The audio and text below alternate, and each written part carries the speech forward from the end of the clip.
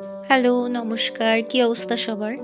আ আজকে আমি গিয়েছিলাম চংসা নিউয়ান ঘুরতে। এটা ন্যানজিং এর একটা সিনিক স্পট। খুবই সুন্দর। আমি এটার ব্যাপারে আগেই শুনেছিলাম। ১ বছর ধরে ন্যানজিং এ আছি।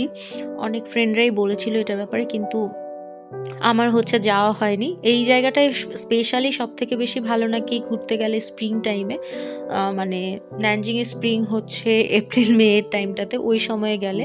কিন্তু এই টাইমটা তো অনেক বেশি সুন্দর থাকে। অ্যাকচুয়ালি আমার ফ্রেন্ড আমাকে আরো ২ সপ্তাহ আগে এখানে ঘুরতে যাওয়ার জন্য বলেছিল। তখন আরো বেশি সুন্দর ছিল নাকি জায়গাটা।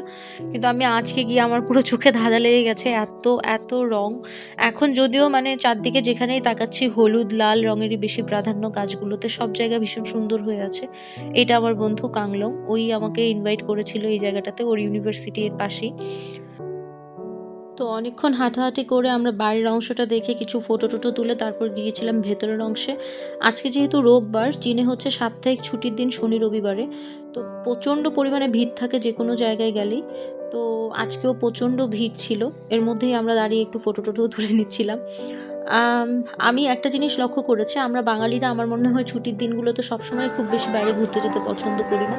একটু ঘরে থাকা, একটু ভালো খাওয়া-দাওয়া করা, ফ্যামিলির সাথে একটু রেস্ট করা, মুভি দেখা, এভাবে আমরা টাইম স্পেন্ড করি বেশি।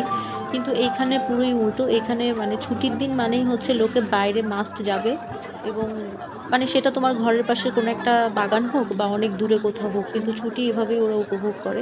তো এই যে প্রচণ্ড লোকজন ছিল আজকে, অনেক বেশি লোক। কিন্তু তার মধ্যেও খারাপ লাগছিল না, যেহেতু জায়গাটা ভীষণ বড় আর অন্যরকম সুন্দর। আমার চোখে রং এত বেশি আকর্ষণ করে, আমি সারাক্ষণ শুধু রং দেখছিলাম। আমার সবকিছুতে মনে হচ্ছিল লাল হলুদের প্রাধান্য। মানুষের মুখেও ওই লাল হলুদের আলাদা একটা আভাব মনে হচ্ছিল আমার।